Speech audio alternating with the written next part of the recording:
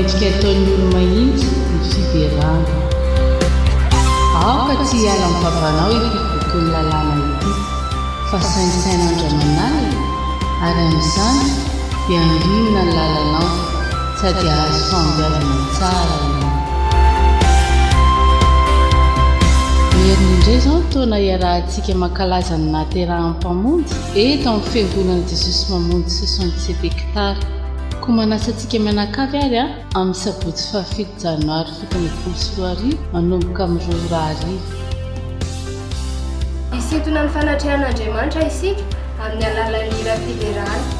Karazana zava-maneno maromaro no antsika hiderana amin'izao ary mizisika enina amby 20 isa miara hipendra manaraka ireo hira fiderana matolotray. Hiezaka izahay hampiainan'ny Noely symphonique anareo. Zao aloha kely izahay fa Jesosy tsika lehibe. Ny tompony metsika voninahitra bedibe.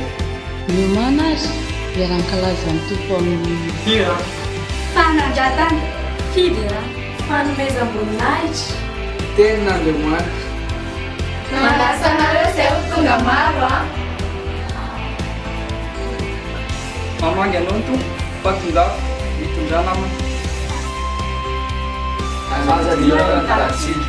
sabotsy 7 volana janoary avy izao manomboka amin'ny 2:00. Tonga valondra tsy mahita toerana.